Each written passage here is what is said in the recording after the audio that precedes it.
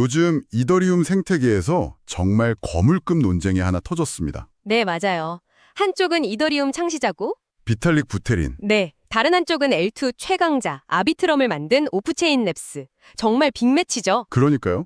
비탈릭이 이더리움 엔진을 아예 갈아 끼우자 이런 파격적인 제안을 했는데 오프체인 랩스가 그거 위험하다고 딱 맞받아 친 거잖아요. 맞습니다. 이게 그냥 부품 하나 고르는 그런 차원의 문제가 아니더라고요. 아, 그런가요? 네, 앞으로 10년, 20년, 어쩌면 그 이상 이더리움이 서 있을 그 기반을 설계하는 문제라서 이건 거의 철학의 대립이라고 봐야죠. 철학의 대립이라. 단기적인 효율성을 잡을 거냐, 아니면 장기적인 안정성과 유연성을 택할 거냐, 이 문제예요. 그래서 오늘 저희가 바로 이 질문을 깊게 파고들어 보려고 합니다.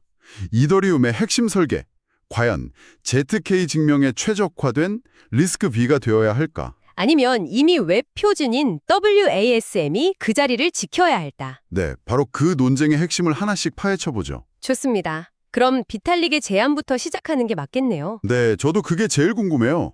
아니 왜 잘 돌아가고 있는 EVM, 이더리움 가상모진을 굳이 리스크 V라는 사실 좀 생소하잖아요. 그렇죠. 이걸로 바꾸자고 한 이유가 대체 뭘까요? 목표는 딱 하나였어요. 아주 명확했죠? 뭔데요? 바로 ZK 증명, 그러니까 영지식 증명 생성 비용이요. 아, 그 비용. 네, 그걸 무려 100배까지 줄이자는 거였어요. 100배요? 와, 잠깐만요. 그럼 ZK 증명이 뭔지 아주 간단하게만 좀 짚어주시죠. 물론이죠.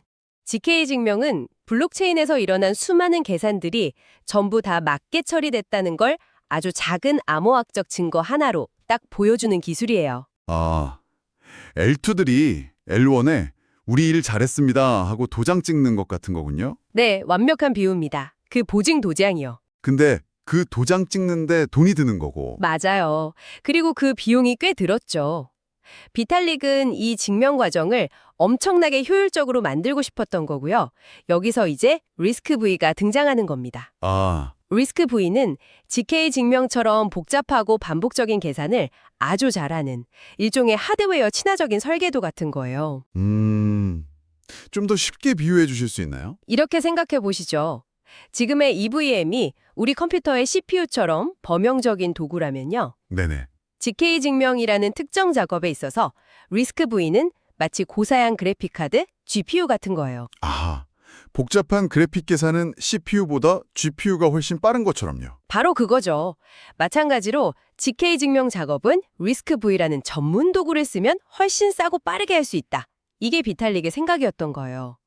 비용 최적화가 핵심 동기였던 거죠. 비용을 100배나 줄일 수 있는 전문 도구라니, 와, 이건 진짜 솔깃한 제안인데요. 그렇죠. 그런데 오프체인 랩스는 왜 여기에 반기를 든 거죠? L1 표준으로 리스크 V는 좋은 생각이 아니다. 이렇게 아주 단호하게 말했더라고요. 바로 여기서 이 논쟁의 가장 중요한 개념이 등장합니다. 오프체인 랩스는 이렇게 말하는 거예요. 잠깐, 지금 두 가지를 혼동하고 있다. 두 가지요? 네, 그러면서 이제 DSI랑 PSI라는 개념을 딱 들고 나온 거죠. 디싸, 피싸. 처음 들어보는데요? 그게 뭔가요? 이게 논쟁의 열쇠예요. 먼저 DSA는 Delivery ISA, 우리말로 하면 전달용 명령어집 아키텍처 정도가 돼요. 전달용? 네, 개발자가 스마트 컨트랙트 코드를 짜서 블록체인에 최종적으로 기록하는 코드의 형식 자체를 말해요. 블록체인에 영원히 남는 설계도 원본이라고 생각하시면 편해요. 아, 우리가 이더리움에 올리는 그 코드 파일 자체요? 정확합니다. 반면에 피사는 프로빙 ISA, 즉 증명용 명령어집 아키텍처고요. 증명용? 이건 그 설계도가 진짜 맞는지 검증하기 위해서 GKVM 같은 시스템이 내부적으로 사용하는 작업대나 검증 도구에 해당하는 거죠. 아하, 알겠습니다. 그러니까 디싸는 영구 보존되는 설계도 원본이고 피싸는 그걸 검증할 때만 잠깐 쓰는 내부 장비다. 완벽한 비유예요.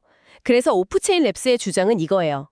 왜 설계도랑 내부 검증 장비가 똑같아야 하죠? 그럴 필요 전혀 없는데요. 와, 즉, 블록체인에 올리는 코드 형식과 내부에서 그걸 증명하는 방식은 얼마든지 달라도 된다.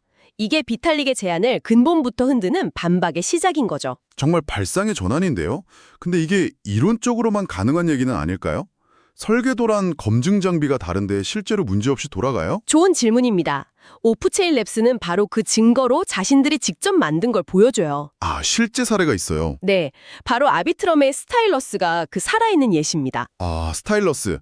기존 솔리디티 말고도 러스트나 C++ 같은 언어로 스마트 컨트랙트를 짜게 해주는 그 새로운 엔진이요? 맞습니다. 스타일러스는 개발자한테 WASM 형식으로 컨트랙트를 제출하라고 해요. 즉, DISA, 설계도는 WASM을 쓰는 거죠. 네. 하지만 내구적으로 ZK 증명을 만들 때는요, 현재 가장 효율적인 RISV 기반의 ZKVM을 사용해요. PISA, 즉 검증 장비는 RISV를 쓰는 겁니다. 세상에. 와, 그러니까 겉으로는 WASM이라는 표준 설계도를 받아서 처리하는데 네, 그렇죠. 내부의 비밀 작업실에서는 RISB라는 최첨단 장비로 검증 작업을 하고 있다. 이런 얘기네요. 바로 그거예요. 개발자는 WASM의 풍부한 생태계 덕분에 편하게 개발하고 시스템은 내부적으로 가장 효율적인 RISV를 써서 비용을 아끼고 말 그대로 두 기술의 장점만 쏙쏙 빼먹는 모델인 거죠. 와, 정말 영리하네요. 네, 이걸 보여주면서 오프체인 랩스는 RISV와 WASM은 경쟁자가 아니라 각자 잘하는 역할에 맞게 함께 쓰면 파트너다. 이걸 증명해낸 거예요. 그렇군요. 그럼 오프체인 랩스가 그 설계도 표준 DISA로 WASM을 그렇게 강력하게 지지하는 이유가 따로 있을까요? 여기서 이제 WASM이 가진 근본적인 힘이 드러나는 거죠.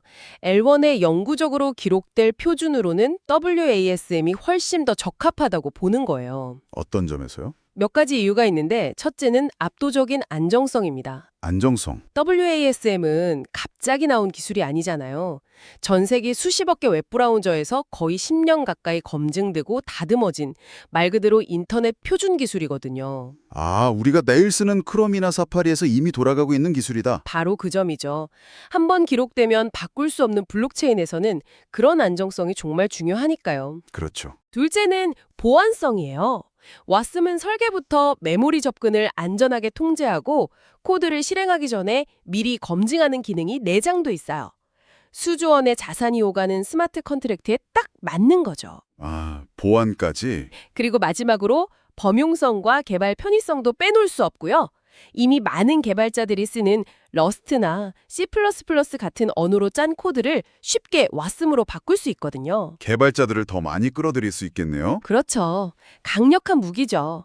정리하면 왓슨은 이미 전 세계가 검증한 안정적인 표준이니까 이더리움의 청사진으로 삼기에 가장 적합하다. 이런 주장이에요. 알겠습니다.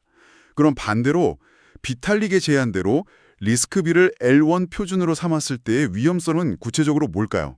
당장은 비용 절감에 유리한데도요? 여기서 오프체인 랩스가 가장 우려하는 단어가 고착화 리스크입니다. 고착화요? 네, L1 프로토콜이 특정 기술의 발목이 잡혀서 딱딱하게 굳어버리는 위험을 경고하는 거죠. 아, 좀 더 구체적으로 설명해 주신다면요? GKVM 기술은 지금 이 순간에도 정말 무서운 속도로 발전하고 있어요.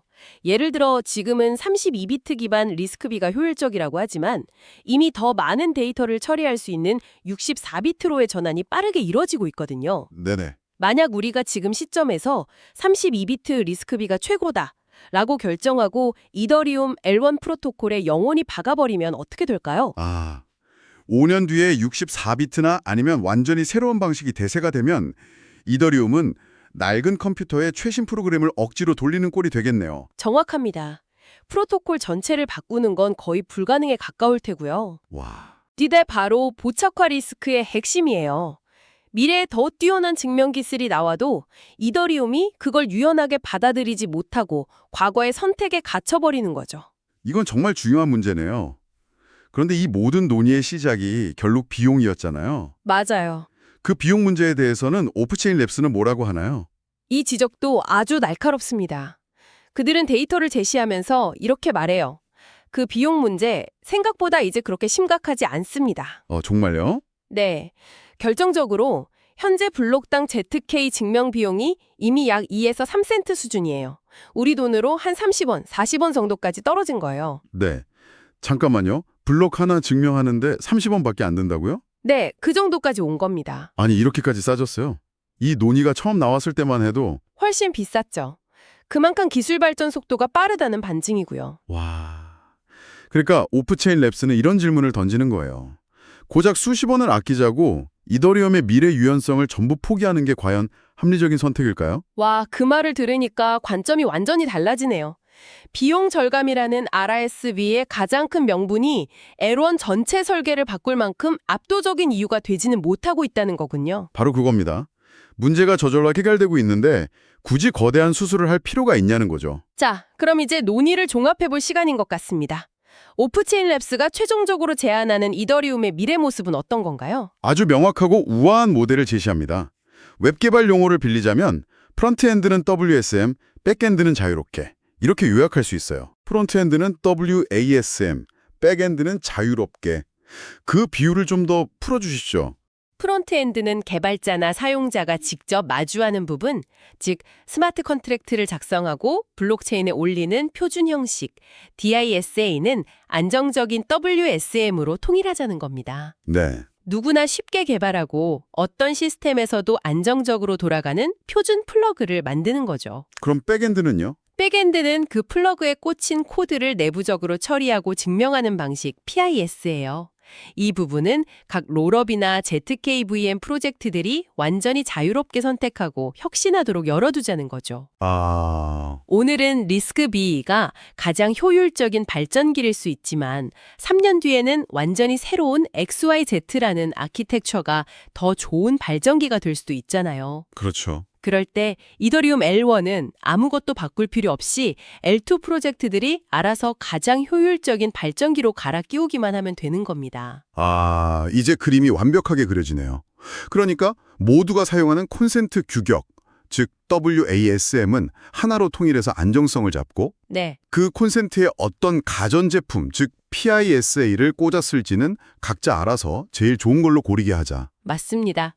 특정 가전제품의 흥망성쇠에 건물 전체의 전기 시스템을 종속시키지 말자는 아주 전략적인 제안인 거죠. 와, 결국 특정 기술의 이더리움의 미래를 종속시키지 말고 DISA와 PISA를 분리해서 장기적인 유연성과 혁신의 가능성을 확보하자는 거군요. 네, 이게 오프체인 랩스의 최종 결론입니다.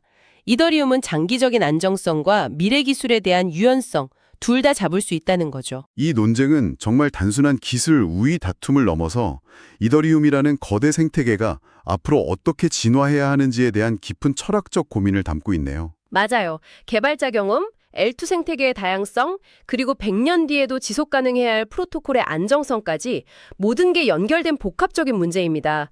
앞으로 커뮤니티가 어떤 합의점을 찾아나갈지 지켜보는 게 아주 흥미로울 거예요. 오늘 이야기를 나눠보니 이더리움의 미래를 설계하는 데 얼마나 깊은 고민이 필요한지 다시 한번 느끼게 됩니다. 단기적인 효율성과 장기적인 유연성 사이에서 이더리움은 과연 어떤 선택을 하게 될까요? 이 질문에 대한 당신의 생각은 어떠신가요? 마지막으로 한번 고민해 볼 만한 질문을 하나 남겨두고 싶어요. 만약 미래의 기술이 더욱 발전해서 JK 증명 비용이 사실상 0에 가까워진다면 그때에도 이 리스크 부유와 와슴에 대한 논쟁은 여전히 유효할까요? 시청해 주셔서 감사합니다.